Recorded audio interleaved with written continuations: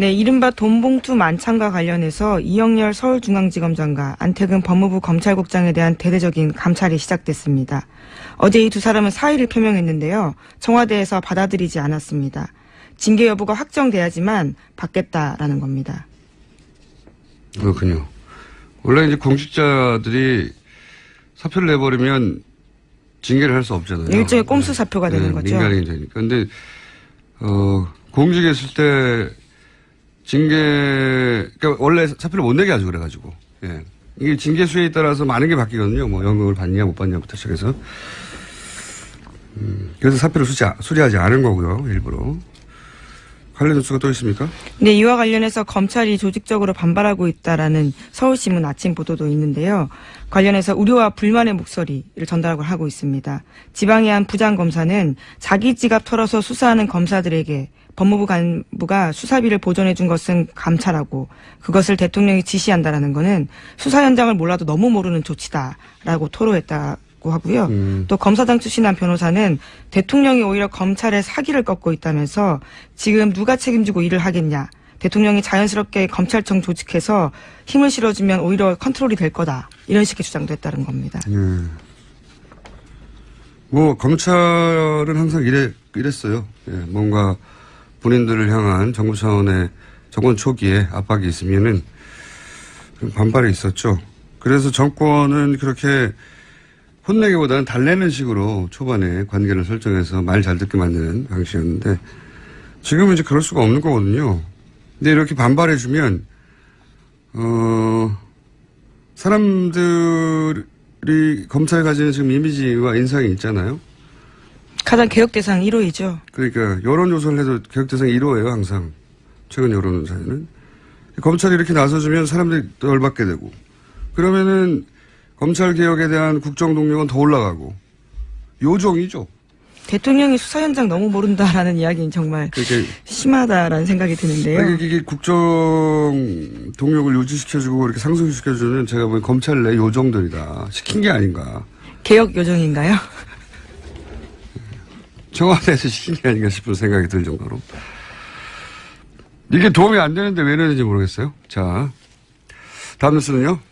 네, 미 국방부가 문재인 정부 출범 이후에 처음으로 사드 재협상 문제 언급했습니다. 제프 데이비스 대변인은 외신 기자 상대로 한 비공개 브리핑에서 미국은 한국의 손님으로 가 있는 것이다 라는 이야기를 한 건데요. 미국이 한국 정부와 사드 배치 혹은 배치에 따른 비용 문제에 대해 다시 논의할 수 있음을 인정한 겁니다.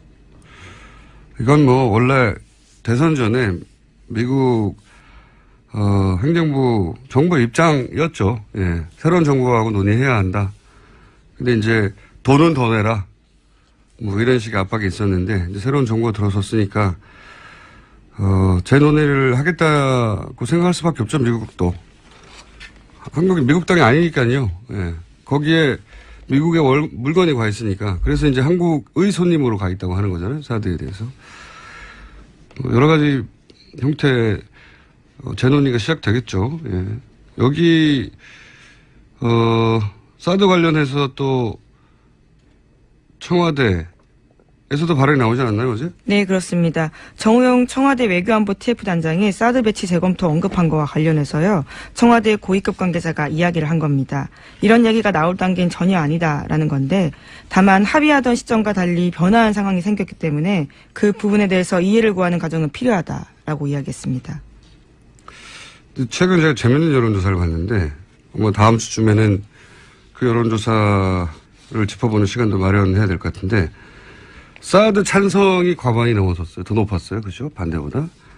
근데 그 중에 새로운 항목 사드 배치에 대한 재검토가 과반이 다시 넘었어요. 정권이 바뀌고 나서.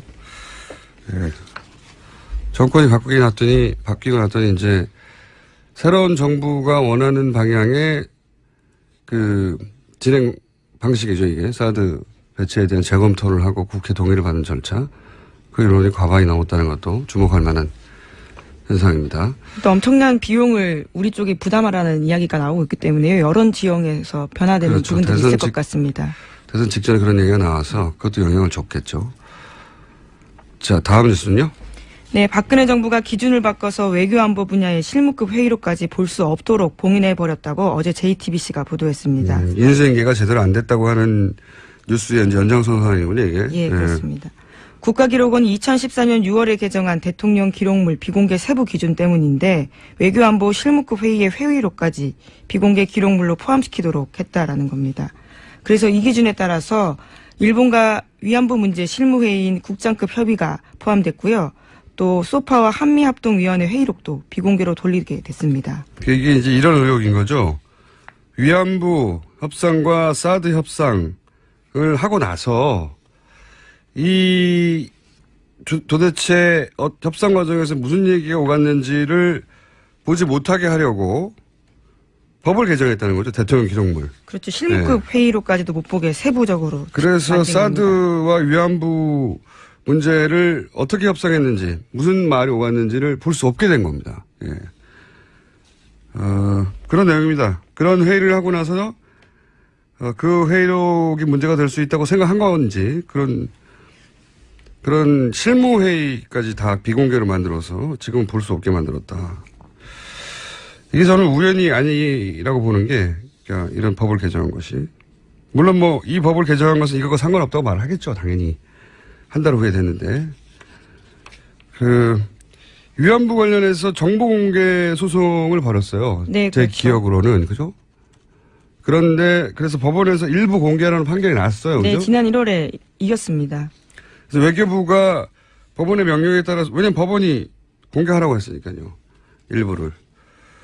공개하라고 해서 이겼는데 외교부가 공개 안 했어요. 공개 안 하고 거꾸로 항소를 했습니다. 다시. 네, 여전히 다투고 있는 중입니다. 그러니까 이 문제 위안부 협상과 관련해서는 국민들이 알면 대단히 열받을 혹은 정부에 대해서 대단히 치명적인 내용이 들어서 그런 거 아닐까라고 추정할 수밖에 없는 정황들인 거죠. 이런 게. 알겠습니다. 다음 뉴스는요. 네, SBS 플러스가 일베에서 합성한 것으로 추정되는 타임지 표지 그림을 방송에 내보냈습니다. 또 그런 일이 있었나요? 네, 시사주간지 타임지 표지에 대한 아이템을 다루다가 나온 일인데요.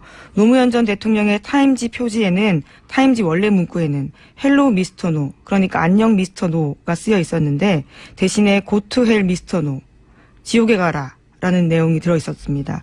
뿐만 아니라 실제 문구인 한국의 새 대통령이라는 영어 문구 대신에요. 새 시체라는 문구가 들어가 있었습니다. 영어로. 예. 참 이상한 뉴스예요, 이게.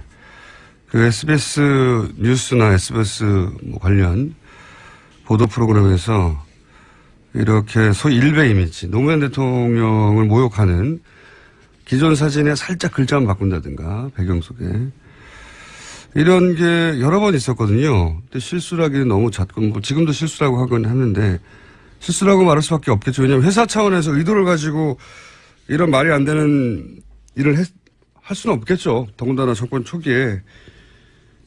그래서 이게 시스템 내부에 누군가 여기에 접근할 수 있는 사람이 장난하는 거 아닌가 이런 생각을 가질 수밖에 없는데 또 이런 뉴스가 나왔네요. 네. 네, 청와대에서조차도 엄중하게 조치를 해달라고 공식적으로 요청했습니다. 이건 뭐 실수라고 생각이 너무 잦으니까 그리고 반복되니까 SBS만 그런 건 아니에요. 예, MBC 뉴스에서도 그런 식의 장난들이 등장한 적이 있지만 가장 자주 SBS에서 등장해서 이상한 얘기를 합니다. 이건 실수는 아닌 것 같아요. 예, 저 개인적인 의견입니다. 그 회사 차원에서 어떻게 했다. 그러니까 SBS라는 회사에 대해서 문제 제기를 직접적으로 무슨 정치적 의도가 있는 거 아니냐. 그러기에도 이득이 없잖아요. 회사한테는 아무런. 그러니까 하여튼 이런 시스템 누군가 접근할 수 있는 사람이 이런 장난하는 게 아닌가 지적적으로 싶은데 차단해 봐야죠. 네, 계속 이럴 수는 없잖아요. 네, 계속 반복되고 있기 때문에 의심을 살 수밖에 없는 상황이긴 합니다. 알겠습니다. 뉴스 하나 정도 짧게 더 할 수 있을 것 같은데요. 네, 어제 법원에서 박근혜 최순실 게이트 연루자들에 대한 첫 번째 선고가 있었습니다. 김영재 원장에 대해서는 징역 1년 6개월에 집행유예 3년 나왔고요. 또 박채윤 씨에 대해서는 뇌물죄로 징역 1년이 선고됐습니다. 실형이 선고됐어요? 네, 그렇습니다. 원래 뇌물죄는 실형이 선고될 수밖에 없는 혐의이긴 한데 애초에 구속 기소가 되기도 했습니다. 가장 눈에 띄는 건 정기한 교수인데요. 위증 혐의로 재판받았는데 실형 1년 선고받고 법정 구속됐습니다. 오, 이거는 굉장히 강하네요. 네, 위증에서 법정 구속은 이례적인 상황이긴 합니다. 위증한 사람들을 엄벌에 처하겠다고 하는 특검에 의지도 있었는데 재판부도 그렇게 똑같이 생각하는 거군요. 위증, 다른 거 없이 위증 혐의 하나였지 않나요? 예, 다른 위증한 이임순 교수도 있긴 했었는데 거기는 재판 과정에서 반성한다라는 취지의 이야기들을 여러 차례 해서 집행유예가 나왔습니다. 그런데 정기한 교수는 반성의 기미가 보이지 않는다면서 재판부가 그렇게 판단한 겁니다. 위증으로 실형 1년 산 케이스가 과거에는 없었던 것 같은데요. 눈에 띕니다. 예. 엄벌에 처하겠다는, 위증하지 말라는 얘기네요, 앞으로. 예. 그리고 짧게 특검이 지명됐어요, 미국에서. 네. 굉장히 익숙한 장면들이 자꾸 나오고 있습니다. 트럼프 대통령 취임할 때,